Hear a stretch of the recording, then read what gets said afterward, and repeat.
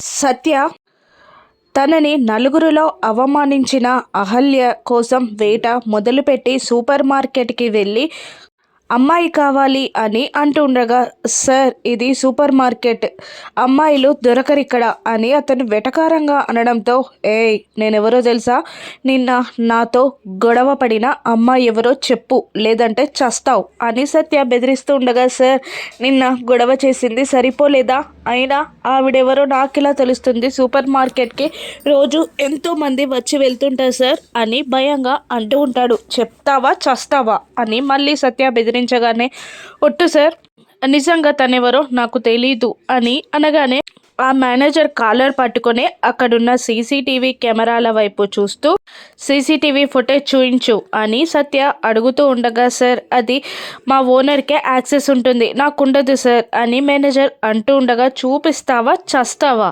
అని బెదిరిస్తాడు సత్య. చూపిస్తాను పదండి సార్ అంటూ అహల్య లోపలికి ఎంటర్ అయ్యే సీసీటీవీ ఫుటేజ్ని చూపిస్తాడు మేనేజర్ సత్యకి.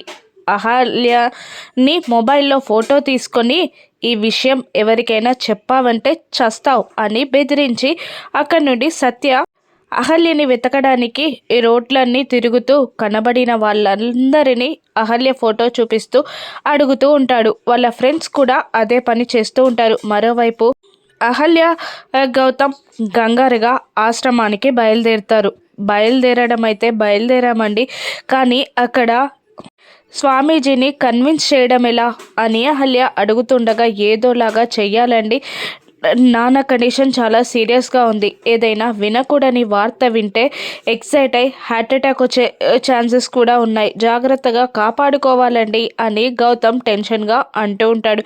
ఏదో ఒకటి చేసి ఈ పెళ్ళి ఆపేయాలి అని గౌతమ్ అంటూ ఉంటాడు. అర్జున్ సుభద్ర కూడా మాట్లాడుకుంటూ డ్రైవ్ చేసుకుంటూ ఆశ్రమానికి వెళ్తూ ఉంటారు. ఈ పెళ్ళి ఎలాగైనా జరిపించాలి సుభద్ర, అతిథికి జరిగిన అన్యాయానికి న్యాయం చేసిన వాళ్ళమవుతాం అని అర్జున్ అంటూ ఉంటాడు. అవునండి, కానీ జాతకాలు కలవకపోతే ఎలా అని సుభద్ర అంటూ ఉండగా, ఏదో ఒక పరిష్కారం చెప్పమని గురువు గారినే అడుగుదాం, ఆ స్వామీజీ మీద భారం వేద్దాం, కానీ అతిథికి న్యాయం జరగాలి, అతిథిలా పెళ్లి జరగాలి అని వాళ్ళు మాట్లాడుకుంటూ ఆశ్రమానికి వెళ్తూ ఉంటారు. ఇక సత్య అహల్య కోసం వెతుకుతూ ఉంటారు. ఆశ్రమం రూట్లోనే సత్య అంతా గాలిస్తూ ఉంటాడు. ఇక అహల్య గౌతమ్లు అదే రూట్లో వెళ్తూ ఉంటారు. అహల్య గౌతమ్లు ఏం చేయాలా, ఎలా ఆపాలా అని టెన్షన్ పడుతూ ఉంటారు. ఇక సత్య అదే రూట్లో వెతుకుతూ ఉండగా కార్ అటువైపుగా వస్తూ ఉంటుంది. కానీ కార్లో ఉన్న అహల్యని గమనించకుండా అక్కడి నుండి ఒక్క సెకండ్లో వెళ్ళిపోతాడు సత్య. ఒక్క సెకండ్ తర్వాత అహల్య అప్పుడే సత్య వెతికిన ప్లేస్కి వచ్చి కారు ఆపుతాడు గౌతమ్. అహల్య గౌతమ్లు కిందికి దిగుతారు. ఇప్పుడు జాతకం గురించి సార్కి తెలియకుండా ఆపడం ఎలా అని అహల్య అడుగుతూ ఉండగానే సుభద్ర అర్జున్ల కారు కూడా అక్కడికి వచ్చి ఆగుతుంది. అర్జున్ సుభద్రలు కిందికి దిగి అక్కడున్న గౌతమ్ అహల్యని చూసి షాక్ అవుతూ, మీరేంట్రా ఇక్కడ అని అడుగుతుండగా, మీరు అతిథి ఇంద్రాల జాతకాలు చూపించడానికి వచ్చారు కదా, అందుకే మేము కూడా తెలుసుకోవడానికి వచ్చాం అని అంటూ ఉంటాడు గౌతమ్. నేను వచ్చేసరికి నువ్వు పడుకున్నావమ్మా, నిద్ర లేపడం ఎందుకని నేను వచ్చేసాను అని అహల్యతో అంటూ ఉంటుంది సుభద్ర. నువ్వు హాస్పిటల్కి వెళ్తావు కదరా అని చెప్పలేదురా అని అంటూ ఉంటాడు అర్జున్ గౌతమ్తో. అతిథి ఇంద్రాల పెళ్ళి ఇంపార్టెంట్ కదా నాన్న, అందుకే ఏం జరుగుతుందో అని తెలుసుకోవడానికి వచ్చాం అని అంటూ ఉంటాడు గౌతమ్ అర్జున్తో. అలాగే అని అంటూ, పదండి అందరం కలిసి వెళ్దాం, స్వామీజీని అడుగుదాం అని అర్జున్ అంటూ ఉంటాడు. ఏం చేయాలో అహల్య టెన్షన్ పడుతూ ఉండగా, సుభద్ర వాళ్ళిద్దరి జాతకాలు తీసుకురా అని అంటూ ఉండగా, కారులో ఉన్నాయి కదండి అని సుభద్ర అడుగుతుండగా, అవును అంటాడు అర్జున్. నేను తీసుకొస్తానమ్మా, మీరు వెళ్ళండి అనడంతో అహల్య, అర్జున్, సుభద్ర ముగ్గురు వెళ్తూ ఉండగా కార్ ఎక్కి కూర్చొని కార్ డోర్ క్లోజ్ చేసి జాతకాల పేపర్స్ కోసం డాష్ బోర్డ్లో వెతుకుతారు. కానీ గౌతమ్కి అక్కడ ఏమీ కనిపించకపోవడంతో బ్యాక్ సీట్ వైపు చూసేసరికి అక్కడ ఒక కవర్ కనబడుతుంది. ఆ కవర్లో నుండి ఇంద్ర అతిథిల జాతకాలు తీసి చూస్తారు. ఇంద్ర జాతకంలోని date of birth date change చేస్తాడు గౌతమ్. అలా డేట్ ఆఫ్ బర్త్ డేట్ని గౌతమ్ చేంజ్ చేస్తుండగా అక్కడే ఆశ్రమంలో ఉన్న ఒక స్వామీజీ సిద్ధేశ్వర్ శిష్యుడు చూస్తాడు. తీక్షణంగా గౌతమ్ ఏం చేస్తాడో చూసి విషయం తెలుసుకుంటాడు ఆ శిష్యుడు.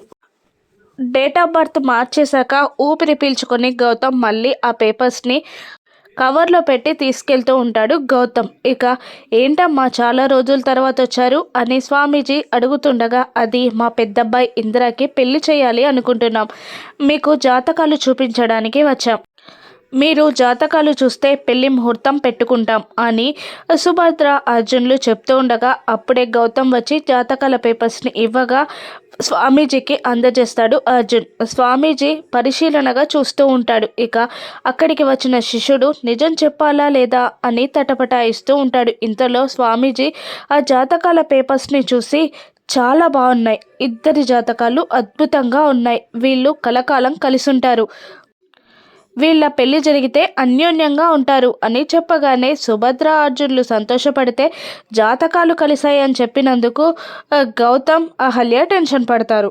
శిష్యుడు జాతకం గౌతమ్ మార్చినట్టు చెప్పాలా వద్దా అని ఆలోచిస్తూ ఉంటాడు. స్వామీజీ మీరు ఒక మంచి ముహూర్తం చెప్తే పెళ్ళికి ముహూర్తం పెట్టుకుంటాం అని అడుగుతూ ఉంటాడు అర్జున్. రేపు బాగుంది, రేపు పెళ్లి ముహూర్తం పెట్టుకోండి అని స్వామీజీ చెప్తాడు. అలాగే అని అంటూ ఉండగా ఇక్కడే ఉంచండి, ఏ రాత్రి పూజలో జాతకాల పేపర్స్ని పూజ జరిపించి రేపు పంపిస్తాను అని స్వామీజీ చెప్పగానే అలాగే అంటూ నలుగురు బయటికి వెళ్తూ ఉంటారు. ఇంద్ర చనిపోయిన విషయం బయటికి చెప్పలేదేంటండి అని అహల్య గౌతమ్ని అడుగుతుండగా నేనున్నాను అంటూ మాట్లాడుతూ ఉంటాడు గౌతమ్ అర్జున్కి వినబడకుండా.